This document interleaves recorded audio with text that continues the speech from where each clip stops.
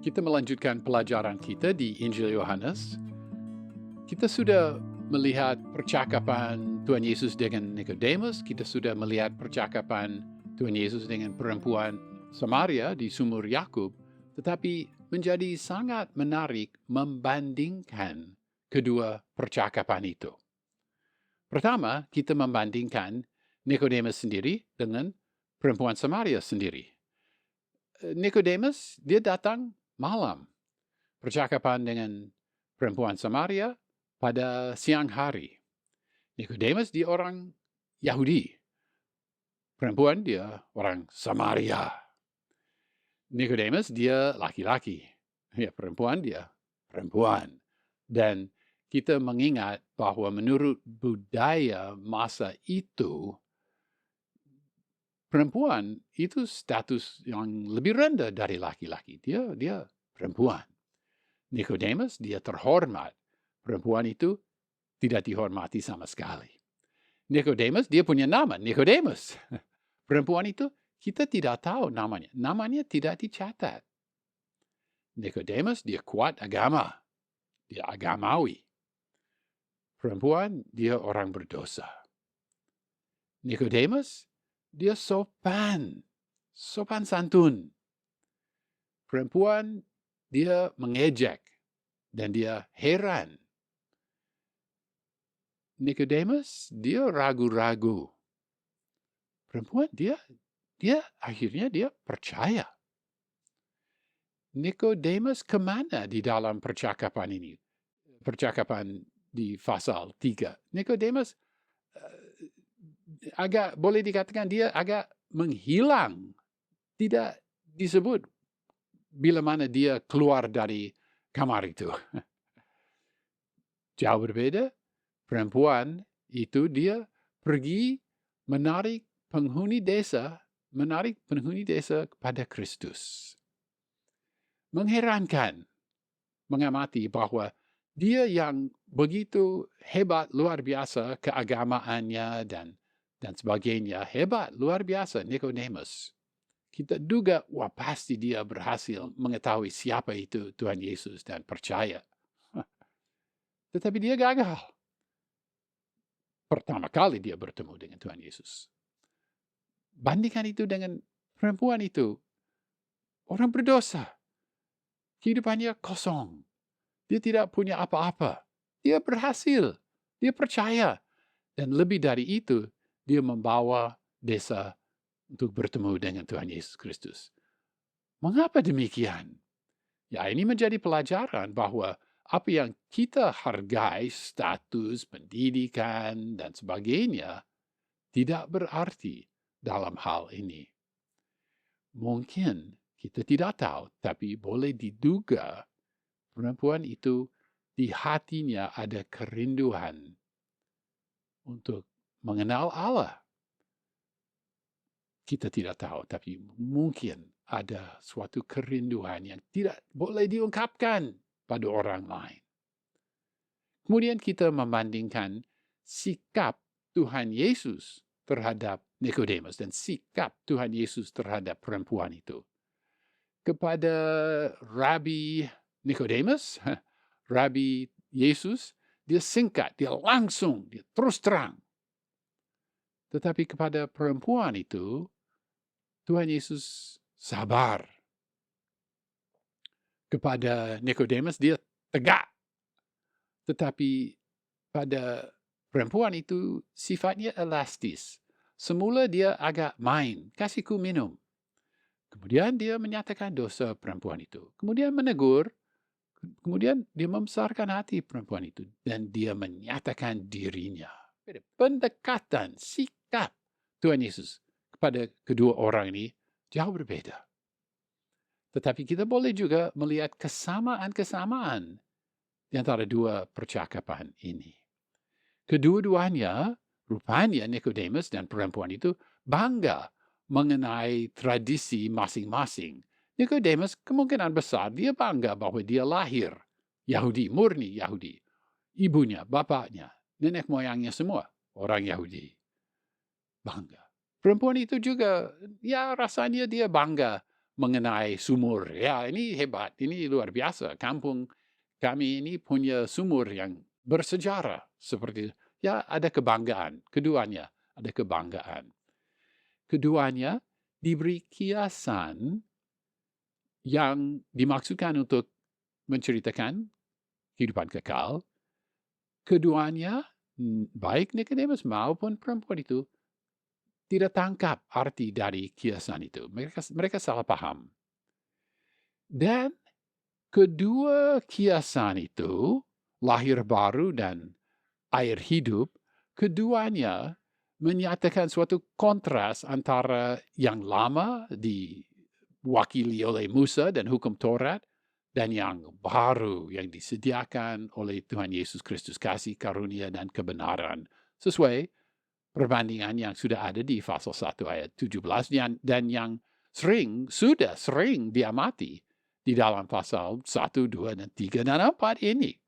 Kedua kiasan ini, kelahiran baru dan air hidup, juga di dalamnya ada kontras yang lama dibandingkan dengan yang baru, sesuai pasal 1 ayat 17. Ya, kita sebagai pembaca Injil Yohanes, rasanya diundang untuk merenungkan kontras dan kesamaan antara kedua percakapan yang bersejarah itu. Nah, mungkinkah kedua ini, Nikodemus dan perempuan ini, selain mereka sungguh manusia, sungguh hadir, sungguh bercakap-cakap dengan Tuhan Yesus Kristus. Selain itu, mungkin di dalam Injil Yohanes, keduanya mewakili manusia yang ekstrim kiri, ekstrim kanan. Manusia yang Tuhan Yesus mau menarik kepadanya dan memiliki hidup yang berkelimpahan. Tuhan Yesus, dia paham bagaimana bicara dengan Nikodemus. Tuhan Yesus juga paham bagaimana berbicara dengan perempuan ini. Luar biasa. Dia memahami keperluan masing-masing dan tanpa mengubahkan Injil, dia menyesuaikan pendekatannya dan bahasanya supaya dia dapat menjangkau keduanya. Peraturan sosial mengenai bagaimana bicara dengan orang itu tidak berarti bagi Tuhan Yesus Kristus. Dia boleh tegak kepada seorang rabi, barangkali sesuai dengan budaya rabi dengan rabi, suka bicara seperti itu. Ini, itu. Tetapi tidak berfaedah bicara seperti itu kepada perempuan yang berdosa itu. Dia dapat berbicara lemah lembut waktu dia berbicara dengan perempuan itu, sesuai keperluan hatinya. Dia dapat menyentuh masalah dosa hati, misalnya kesombongan Nikodemus, dia lahir sebagai Yahudi murni, dia juga dapat mengemukakan dosa jasmani, dosa seksual dari perempuan itu, jika perlu untuk menjangkau orang itu. Sekali lagi, dia tidak kompromi dengan isi Injil. Injil itu tetap Injil. Dia tidak kehilangan, Tuhan tidak kehilangan jalan, tidak kehilangan sasaran dalam percakapan, tetapi dia menyesuaikan pendekatan sesuai keperluan orang. Ya, mungkin membandingkan dua percakapan ini menolong kita dalam penginjilan kita sendiri, waktu kita menginjili orang lain. Ya, lihatlah Rasul Paulus. Dia berkata dalam 1 Korintus pasal 9 ayat 20-23, katanya, misalnya, demikianlah bagi orang Yahudi, aku menjadi seperti orang Yahudi, supaya aku memenangkan orang-orang Yahudi. Bagi orang-orang yang hidup di bawah hukum Taurat, aku menjadi seperti orang yang hidup di bawah hukum Taurat. Sekalipun aku sendiri tidak hidup di bawah hukum Taurat, supaya aku dapat memenangkan mereka yang hidup di bawah hukum Taurat. Di dalam firman ini di Injil Yohanes, Tuhan Yesus dengan lemah lembut mendekati perempuan itu yang keperluannya nyata dengan lemah lembut. Tetapi dengan seorang rabi, dia berbicara tegak. Baik Tuhan Yesus Kristus maupun Rasul Paulus menyesuaikan sejauh mungkin pendekatan tanpa kompromi pada berita itu, isi berita. Boleh diamati Rasul Paulus dan Tuhan Yesus Kristus mendirikan jembatan komunikasi supaya boleh menjangkau orang. Di dalam kedua pasal ini, pasal 3 dan pasal 4 di Injil Yohanes, kita melihat dua contoh bagaimana caranya Tuhan Yesus menjangkau orang, menyentuh orang. Mungkin setiap kali Tuhan bicara dengan orang mengenai kehidupan kekal, dia mempertimbangkan keadaan mereka masing-masing. Dan dia mencari titik temu di situ. Dalam kasus Nikodemus, titik temu adalah kelahiran jasmani. Nikodemus dan kelahiran jasmani sebagai orang Yahudi. Bagi perempuan di Samaria, di sumur itu, titik temu itu adalah air.